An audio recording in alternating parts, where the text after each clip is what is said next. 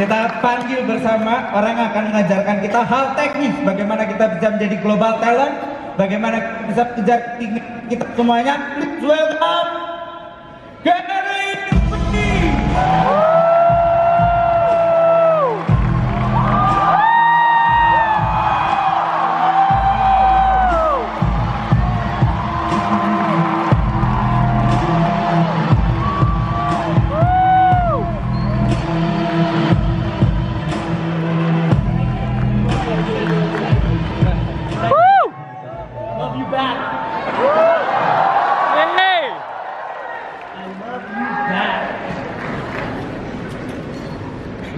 How we doing, Jakarta? Woo! I just flew 24 hours. Whoa! Took a quick shower. Plan on delivering this keynote, couple of meetings, and I'm heading to the airport at 4 p.m. So a very quick trip, unfortunately this time, but I'm very excited about it. And there's a whole lot I want to cover. So let me create some context for some of the people in the room who don't know as much about me, and then I'll go into the reason why I genuinely believe, as we all sit here today together, that because of this device that many of you are holding, we are living in the most opportunistic time ever to put yourself into a place of happiness. And happiness comes in all forms, and I think a lot of business and entrepreneurship, but I definitely want to articulate today a framework that speaks to how do you get happy because of how much opportunity there actually is. Let me take a step back. I was born in the Soviet Union in 1975, a little ways ago. I came to America when I was 3 years old. It was a very challenging upbringing in the first couple of years, 6 family members in a studio apartment. We struggled, we had to learn a new language. We started from the bottom, no question. As you can imagine, my parents are very much my heroes. My mom stayed home and raised the kids. My dad worked every day, many hours a day. First as a stock boy, putting bottles on the shelf in a liquor store in New Jersey for only $2 an hour. So very humble beginnings, where the Vaynerchuks come from, but entrepreneurship was definitely foundational in the happiness that we were able to create over that period of time. My dad worked quite a bit. Eventually, he became the manager of that liquor store, and that's when we moved to New Jersey, outside of New York City, and that's where I mainly grew up, and that is where my entrepreneurial career began. I always wanted to work. It came natural to me. It's what I wanted to do. When the summer days happened and all the kids wanted to play, I wanted to go wash people's cars. I wanted to sell lemonade. I wanted to do business. It was always in me. It's what made me happy. When I was 5, 6, 7 years old, I convinced all my friends to stand behind booths from the lemonade that I made, and I would make signs and try to think about how to market. Long before the internet, I cared about one core thing, which was the attention of the person that I was trying to reach and how I could get them excited to buy my thing. Eventually, after lemonade, I started my first kind of real business. In America, in the 80s, baseball cards, sports cards that people could trade became very big, and I rode that wave. I got very involved. I loved sports, and I loved even more buying packs of cards, getting good cards, and reselling them. And that's really where I learned much. I mean, to think that sitting here today and having so many people clap for you on the complete other side of the world, and so much of that was what I learned in the malls and conventions in New Jersey selling these cards. It's remarkable. I'm very humbled. I very much appreciate the warm welcome when I came out here. And I'm setting up this framework because I think, as I was getting ready for this conference, and I looked at so much of the chatter about the conference, and obviously the phenomenal Instagram account of our hosts, and kind of just looked, the thing that I've become fascinated about, and the thing that I want to talk about today is really two things. Literally right before I came out here with the organizers, they're like, talk about the how. And I asked them, I said, the how here or the how here? What's interesting to me, now that I've been a little older and had my career, and I'll go back to it in a minute to frame it up, but as I'm segueing, what's interesting to me is every wonderful person that I'm looking at right now, for them to get what they want, happiness, forget about money for a minute, happiness, for them to get what they want, it actually is only one of two things, here or here. And here represents doing the work, knowing what to do. My whole career, as I got more known on the internet, I did not want to be a motivational speaker, and I spent many years not talking about this. I mainly talked about this.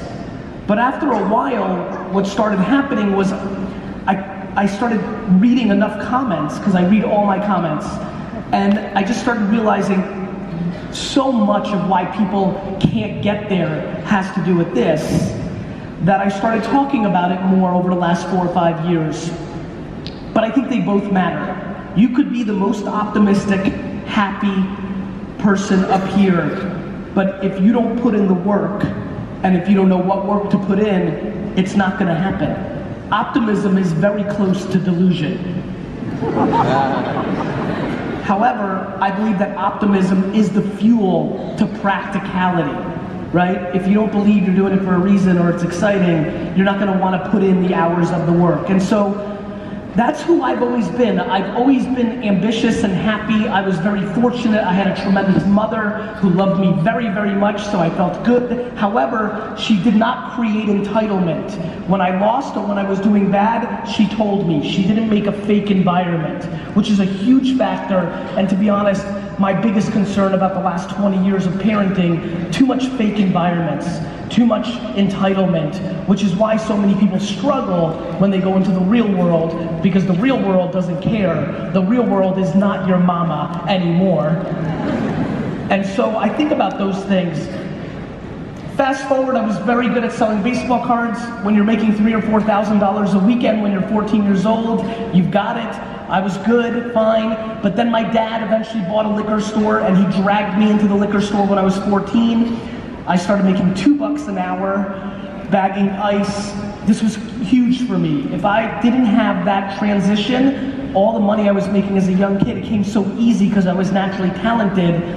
I think not having that struggle of losing all that because my dad forced me to work in the store and making $20 a day, that really helped me. And I learned a lot in that liquor store. Most of all, what I learned was to watch people. Today, after this talk, I will go to the airport and on my flight, I will literally read most of the comments on Twitter, on Instagram, your DMs. I will read them, and I'll read them to understand, was there anything I said in this hour that stood out, that didn't hit, that did hit?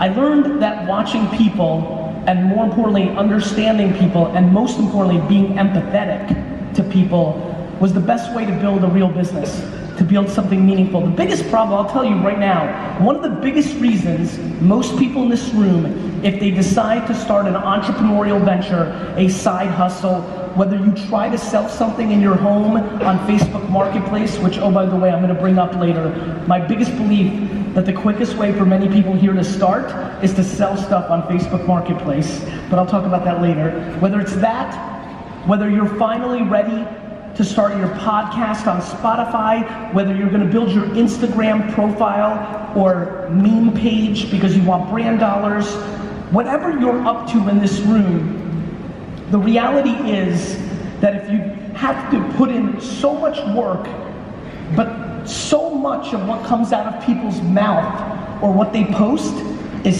selfish, not selfless. It's what you want. You want them to buy it. You want them to like your post. You want them to follow you. The biggest reason I have the luxury of standing here today is from the wine business, to the content I made on YouTube when it first came out, to everything I've done over the last 8 to 9 years in my books, in all my free content. I've always thought, how do I bring more value to you than I get in return? It's very simple. Karma, or doing the right thing, always works. The problem is, most people are impatient. The reason most people are impatient, especially in cultures like mine, Eastern European, in cultures like here, there's too many people in here that are trying to get successful too fast because they want to prove it to their parents. And in that impatience is a very important point. My friends, the number one thing I fear, period, is that people live their lives based on other people's opinions. The number one thing that I have seen as I've gotten older that has been very obvious to me is that most of the people here today do many of the things they do because of 1 to 5 people's opinions in their lives, whether their parents, their spouse, their older sibling, their neighbor. Living your life predicated on the judgment of somebody else is the great weakness of the human being. The biggest reason, do you know how many people are here today just to get affirmation from me to go and do something? I mean it. I mean it, and it's fascinating to me, and I'm empathetic. I understand, and I want to talk about it a lot, because no matter how I tell you how to leave 500 comments on Instagram posts, or what time to post your posts, or why you should start a Spotify podcast tomorrow, or how you actually list an item on Facebook Marketplace, no matter what I tell you, if you post the first day, and the person that you're worried about has a bad opinion of it, it's already game over. And so I flew all the way here, 24 hours, to put pressure on what is the most obvious conversation, which is, are you prepared to finally get quiet in your head and not allow the opinions of others to dictate your behaviors? Every person here knows what they want to do. If you're here today, there's something running through your mind that you want to do. There's no reason for you to be here today unless there's something running through your mind that you want to do. How many people here are over 40 years old? Raise your hands. Raise them high. Raise them high. Don't be scared. Raise high. There's no, Jesus Christ, this is a young crowd.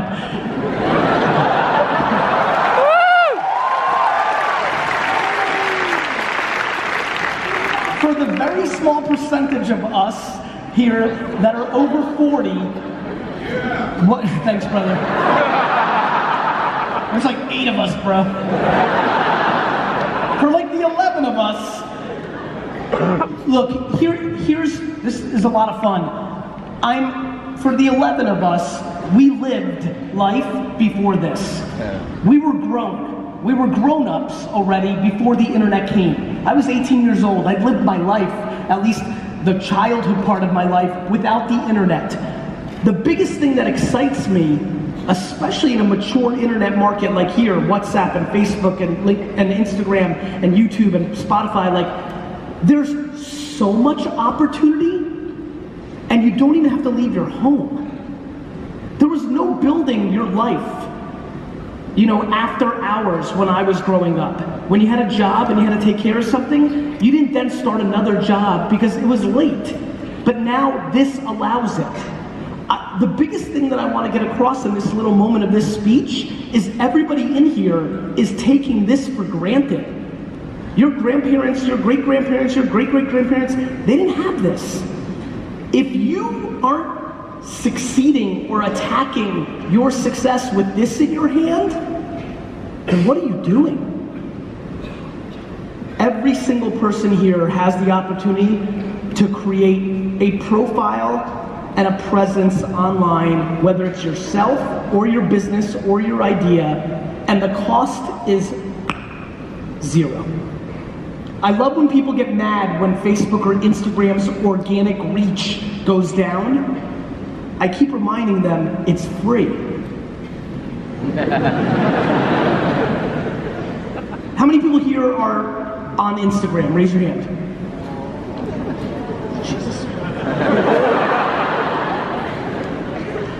Over the next year or two, Instagram's reach is going to go down because more ads are going to go in.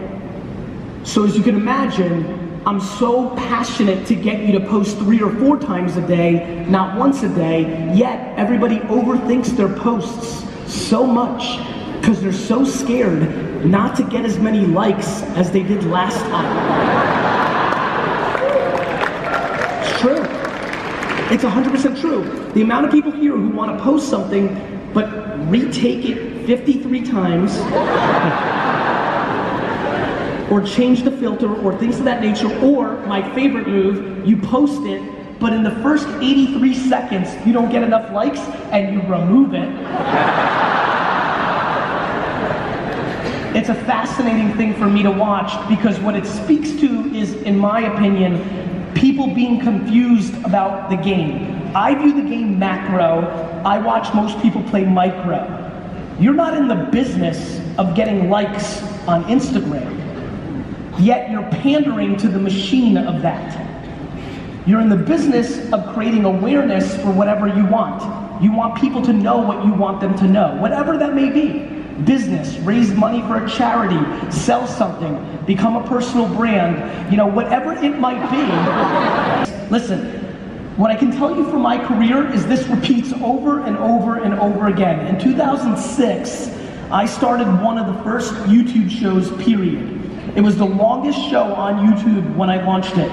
YouTube wasn't even a year old. I sat in front of a camera and I drank wine for 30 minutes and a lot of people watched it.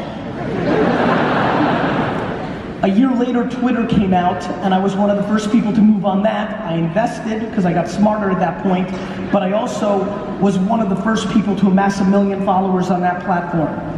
Before I did YouTube and Twitter, a year or two earlier in America and many other parts of the world, MySpace had won and dominated, and there were people that won on that platform. If you pay attention to what happened on MySpace, if you pay attention to what happened on YouTube, if you pay attention to what happened on Twitter and then Facebook and then Vine and on and on and on, it's all the same game. In the beginning, if you move quickly, you can get more attention. Most people get frustrated that they aren't first, and then they don't go all in because they think they missed it. However, winning on these platforms is a game of being better, not first. Being better comes in 2 ways. This is where it gets very important, my friends. Being better on putting out content only comes out in 2 ways. Either entertainment, right, or information. If you are putting out content on these websites and trying to grow, you want to succeed and build an audience, you either do information, you know what you're talking about, whether it's painting nails, business, wine, sneakers, hair care, I don't care what it is. You either know or you entertain. Entertainment comes in a lot of ways. This is playing out on Instagram. Entertainment comes in being funny. Entertainment comes in being musical. Entertainment and escapism comes in being attractive, being a model. It all plays. If you're lucky enough to have both, it gets really crazy. But if you do not do one or the other, you lose. If you go look at your Instagram account right now and look at the last 10 posts, my question to you is very simple. Did you post those posts for your audience so they could be entertained or informed? Or did you post it for yourself, for your own self-esteem or insecurities? Let me save you time. You posted it for yourself. The biggest takeaway that you could have from here, in my opinion, is a couple things. Number one, you are very fortunate to live in a country with disproportionate advances on these platforms. When I look at the data of how much attention is on this device and those 6 platforms in this country and the size of this country, it is staggering. This is one of the best places in the world to produce content for YouTube, Spotify, Facebook, Instagram, Twitter. It's one of the best places in the world. See, you did it again. You clapped for yourself. Oh, actually, fun fact. Actually, back to this amazing place and the internet and apps. I don't know if a lot of you know this, but I was actually one of the first 5 investors in Path, which was a huge app here for a long period of time before it shut down a year ago. So because I was an early investor in Path, and because this became the biggest market for Path 4 or 5 years ago, I spent a lot of time paying attention to this market from far away. And what I can tell you is this: the beauty of the people that live here, and there's so much, you know, it's funny, there's so much amazingness, you know, in the world that I see, and see, how many people here consume my content? Raise your hands. Thank you. So, thank you. So, if you do, you have a good sense of me. You can imagine why I love Indonesia so much. All the love and optimism and warmth plays out here. But the biggest thing that I'm passionate about is getting people to be less insecure and care less about what people think, especially their parents, plays out here too. And so for me, it's a really interesting market to look at with trends and how people do things and what they respond to and who they follow and why. And so what I can tell you is, if you are capable to be strong enough internally to start posting on these platforms more truth, more your truth, your truth, you will see a remarkable return on that investment in this market. Now, let's talk about content. Because no matter what you're doing in this room, you're gonna have to produce it to achieve what you want. The problem is, there's a lot of ways to produce content. One of the biggest issues that I'm excited to address here is, in a world where Instagram does extremely well, or YouTube, people think pictures and videos are the only way to go. I'm here to tell you that 2 of the places I'm most excited about are the written word and audio. If you are not comfortable taking tons of pictures and videos, you immediately have to make a decision here today. Are you a good writer? And if you are, I have a lot of good news for you, I'll go to that in a minute. Or 2, if you like to talk, however you're uncomfortable with video, I couldn't be, back to your clapping, more passionate about the last 6 months in Indonesia. The consumption of podcasting in this country is exploding.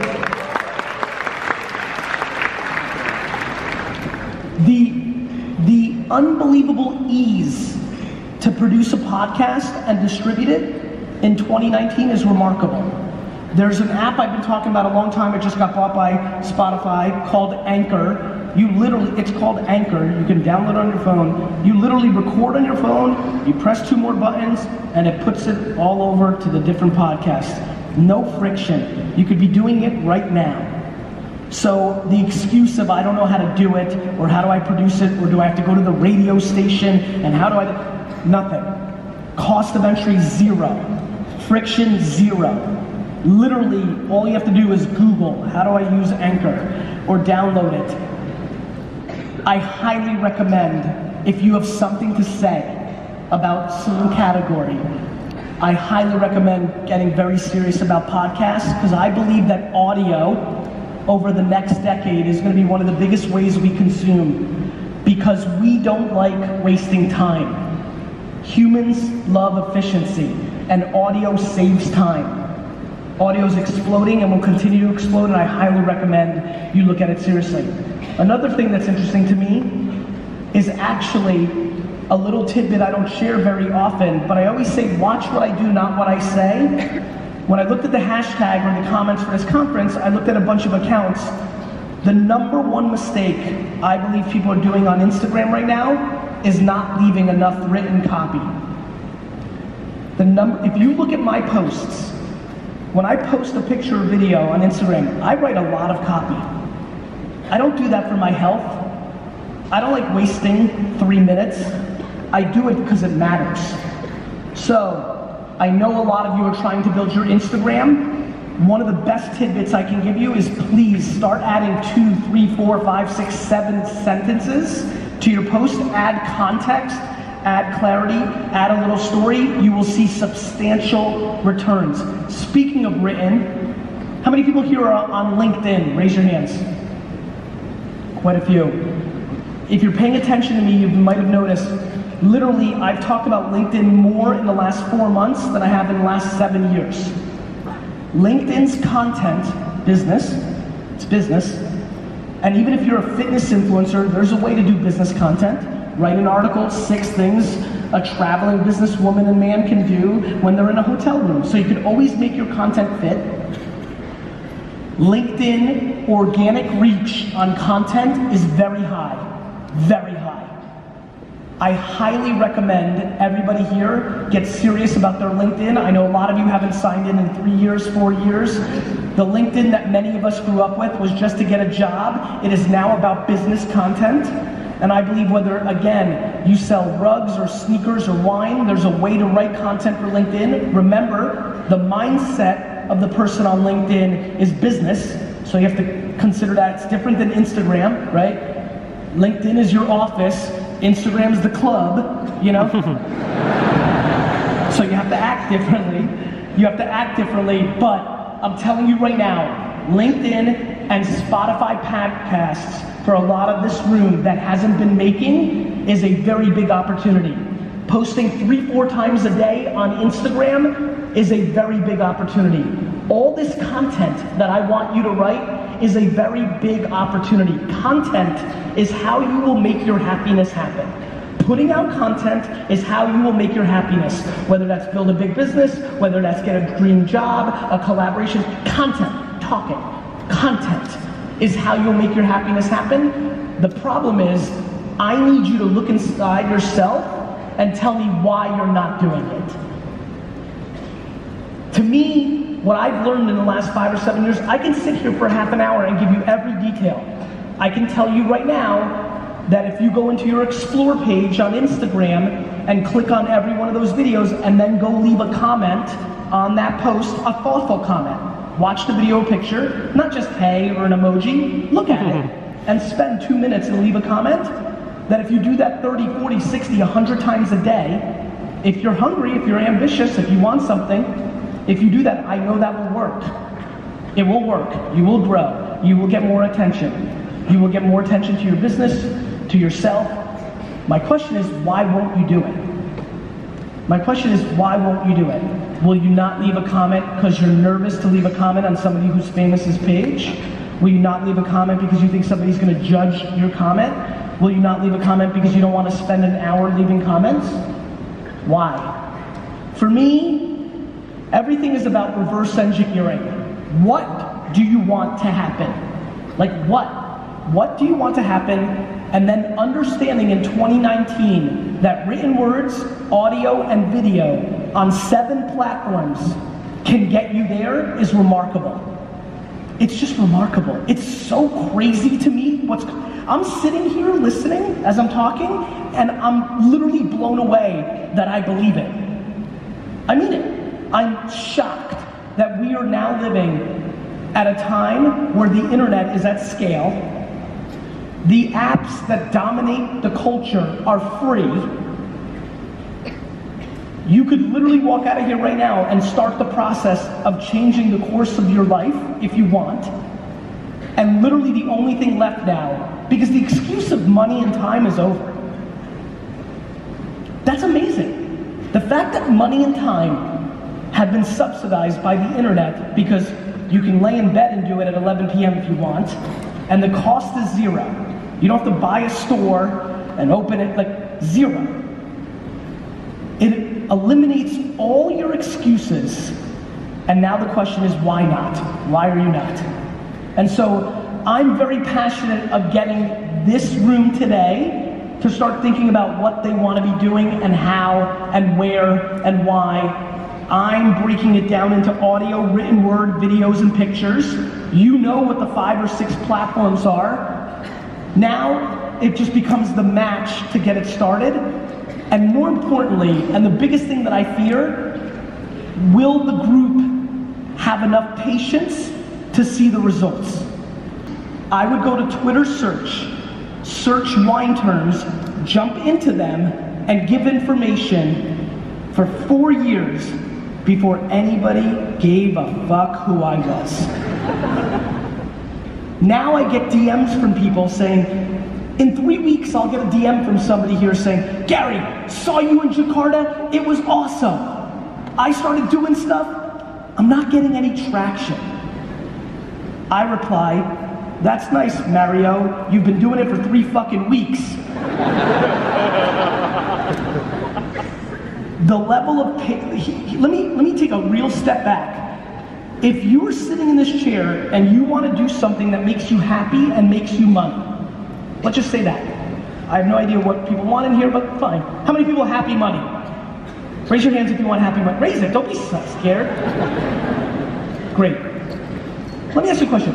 If you have the audacity to be happy and have money, which, by the way, the amount of people that have lots of money and are very happy is very small. It just is. If you want to be happy and have money, don't you think it should take a long time and it should be hard? Right? That to me has been the most interesting thing. In this world that everything's so fast, and this world where 1 or 2 people look like Mark Zuckerberg or Travis, where you can point to 1 or 2 people. You know, I don't know if you heard, there's 7.7 billion of us. But because you can point to 1 or 2 people that got it fast and a lot, all of a sudden everybody thinks it should be fast and a lot. At 34 years old, after working for 12 years, helping build my family business, I left my family business and I had no money. 34, no money. How many people here younger than 34? Raise your hands. D-Rock, where are you? Hold on, keep them up. D-Rock, where are you? Yo, right here, come here, look at this. Put the lights on, hands up. Look at this. Every hand here, stand up, actually, if you raised your hand, stand up.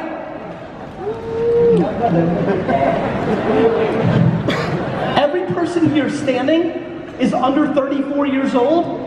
When I left Wine Library day to day at 34 years old, I had nothing. When I started VaynerMedia, we started it in Buddy Media's conference room because I didn't have dollars to spend on rent. Imagine how early I think you are in your life. You can sit, thank you. If you keep the lights on, I like it. Thank you. Beautiful, thank you. My friends, it's early. It's early for 100% of the people in the room. It's ridiculously early for 95% of this room. This internet thing, it's big. It's real big. We haven't even started.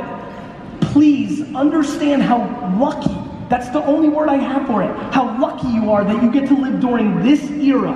Right now, anything that comes out of your mouth that is complaining makes your grandfather want to punch you in the fucking face. You understand? Do you understand how much better you have it than every generation before you? This is such a ridiculously special time, and literally the far majority of this room is not going to take advantage of it because of the insecurity of worrying about somebody who they don't even know leaving a comment that they're ugly. Are you literally not going to take advantage of the actual ability to be happy and successful because somebody comes on your account and says, you're stupid? But this is what's playing out. This is what's happening. I mean, look at different cultures.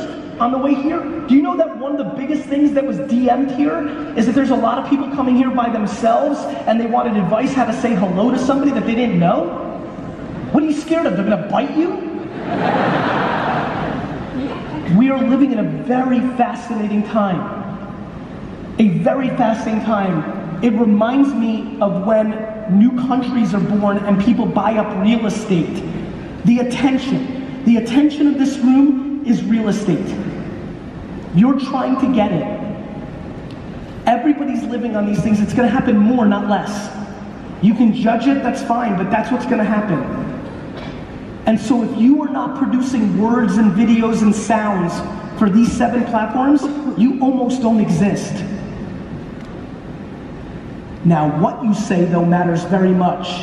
And let me give you a couple advice points from somebody who's really won. The number one thing you have to always do is talk about what you know. I watch people try to talk about stuff they don't know every single day because it's hot. Whether it's cannabis or sports betting or blockchain or social media, people start talking about things they don't know anything about because they're trying to grab. They think they're going to get a fast score.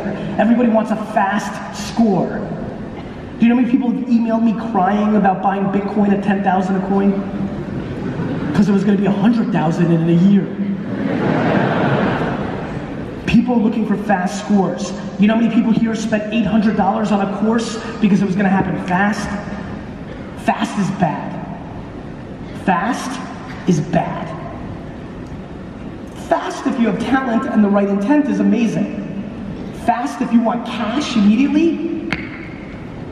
So, please understand the world you're living in. Take it into context. Understand how remarkable this era is.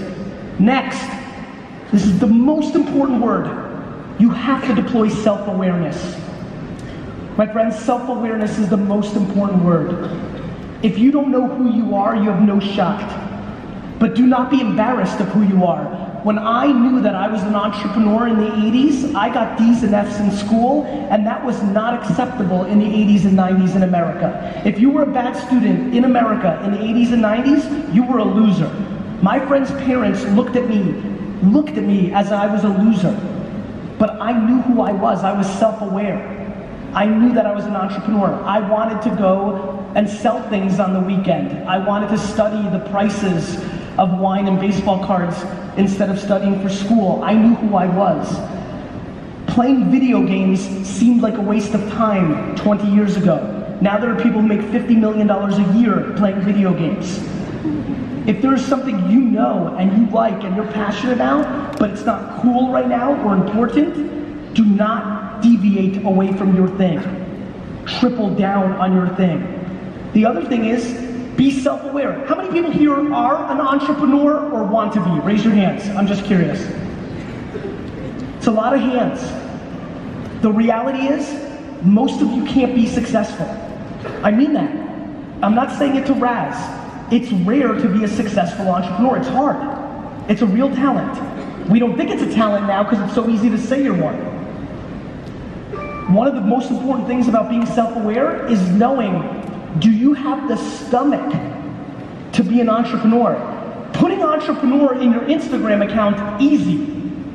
Living the life of an entrepreneur where nobody else is on the line except you, hard. Lonely, scary, difficult. If you do it because it's cool or you think it's right or you're not self-aware, it leads to depression and loss of money. If you deploy self-awareness and realize you're a number 2, a number 3, a number 4, you find an entrepreneur and you win. Self-awareness. You have to understand who you are. Without it, you are massively vulnerable in society. And the fact that we now live in a world where you're more than welcome to be what you are, so much more. Maybe not in your family because your parents want you to be a doctor and a lawyer and an engineer. But in the world, yes. And so I highly recommend self-awareness. It is easily, in my opinion, I believe that self-awareness and the ability to actually give without expectation are the 2 bricks of happiness. And it's been a big factor for me, which has allowed me to go fast. When you're stable, you can go fast because you're not worried about judgment. I've been able to do a lot of things because I'm not scared to lose. Because if I lose, it's my loss. If I lose money or time, it's my loss, not yours. I don't care what you say in the comments. That lack of fear is what gives an entrepreneur an advantage. That lack of fear is what lets somebody live life in happiness. We have to start having more important conversations of the operating system of your life. There are people here that work more on upgrading their phones than upgrading their minds. I mean it. I mean it. I am desperate. Listen, to come here all this way to talk about tactics is a waste of time. To come all this way and have one person in here gain actual courage to do something is super worth it. And for me, it's a very simple game. Let me give a very big secret. There's a very big secret that parents never tell you. If you go the other direction of where they want you to go, and you become really successful, they are really proud and make pretend they never pushed you in the other direction.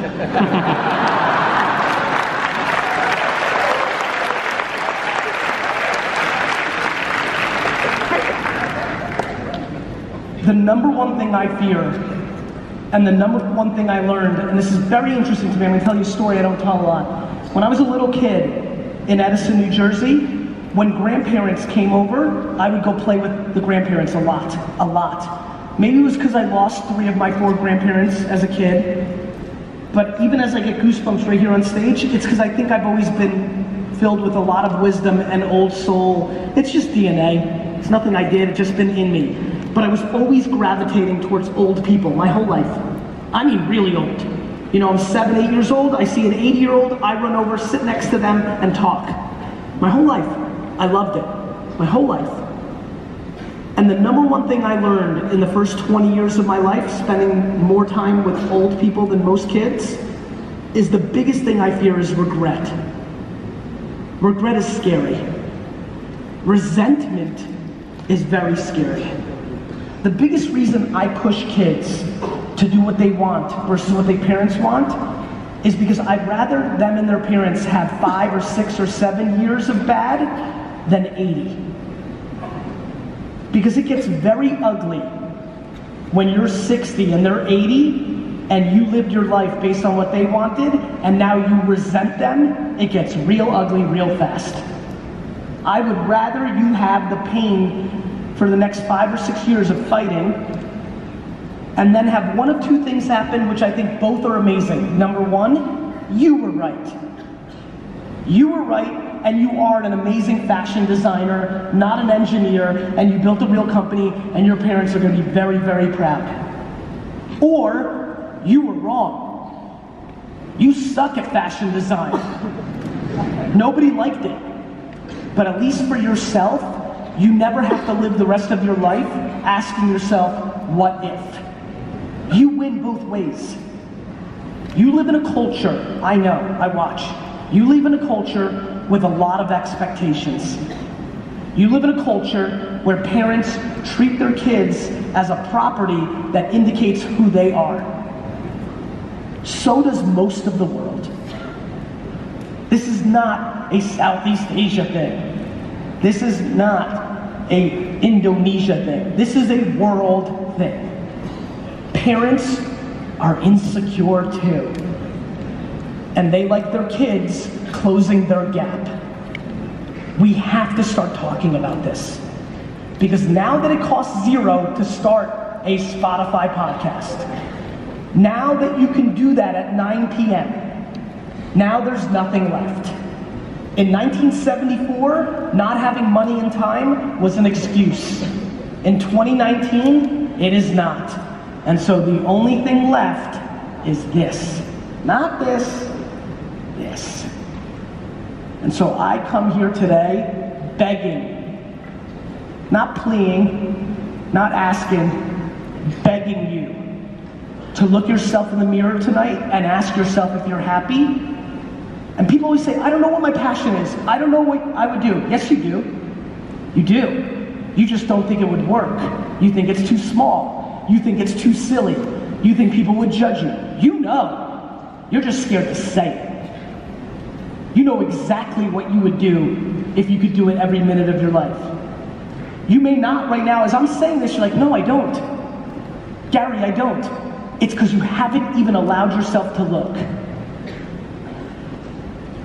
This is the time to build businesses and profiles and content around what you enjoy. This is the time. This is the time. And waiting one more day makes no sense to me. So whether you use the momentum of the energy we created today or something else, please don't get older and regret. Please don't watch this exact video on whatever YouTube is in 35 years. You want to hear something weird? Everybody in here right now is actually watching this right now in 35 years. Everybody here right now is actually gonna watch this exact talk on video, on the internet in 35 years. And I'm gonna ask you, did you fuck up or no? I mean it. I mean it, because what I'm interested in is, did you understand what I was saying here today and do something about it? Or do you do what so many people do? Do you know what I watch every day? I watch people see a video clip of mine on Instagram or YouTube or Facebook or what have you, leave a comment that was the clip that was changed their life, right? It feels very nice. Oh my God, this just changed my life, I'm gonna do it. But I'm weird. You know what I do? I follow them. And sometimes, especially on trips like this, when I'm in the air for 24 fucking hours, I will go and look and see 6 months, 9 months, a year later, if they did anything about it. And 99% don't. There's a lot of people in this room right now that said, this is it, I'm going to.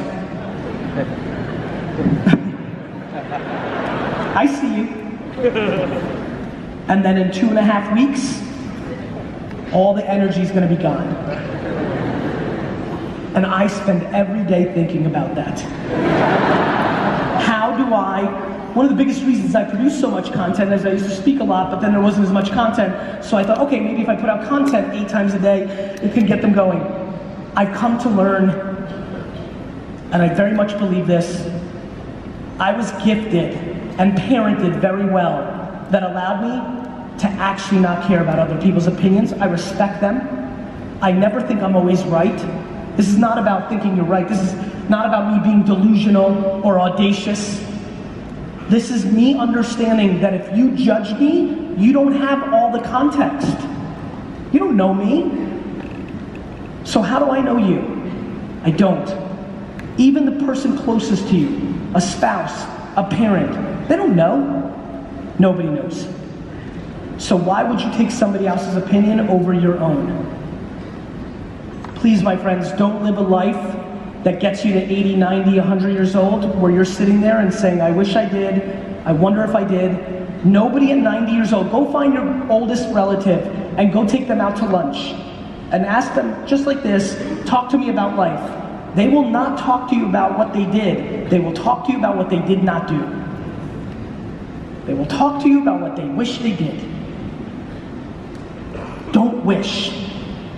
They had an excuse, your grandparents, your great-grandparents. It wasn't practical. You couldn't do what we can do. This didn't exist. This did not exist. Please, take advantage. Please, take advantage of this existing. This is the greatest era to be alive. It is. There's plenty going on in the world, plenty going on in my country, plenty going on in the world. But when you look at the macro data, this is the greatest time to be alive, and you happen to be living in a great place for my thesis. You live in a place where this country lives its life here.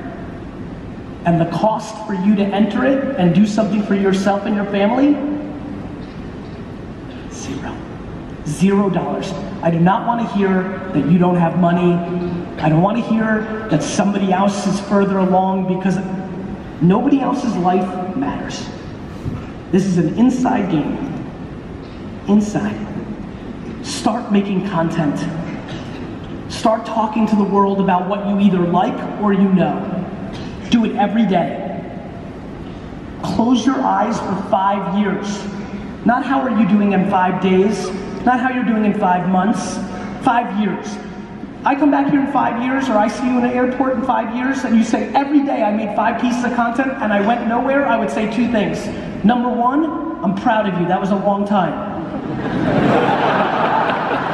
Number 2, you clearly suck, because if you're putting out things for 5 years and nobody gives a shit, your stuff sucks. Please, please, I hope, Jakarta, you heard me today. Everything on the platforms, you know. You know which ones people use, you use them, your friends use them. You don't need that information. What you do need to do is take a step back and don't think that video and pictures are the only way. I do think audio and written word for a lot of people here matters. By the amount of hands that went up for entrepreneurship, I think a lot of people here have to look themselves in the mirror and ask who they really are. Are you self-aware about your skills? But leaning into what you're interested in and producing content has never been more practical. And I implore you to take advantage of this very special time. Because you have one life, you might as well live it. Thank you.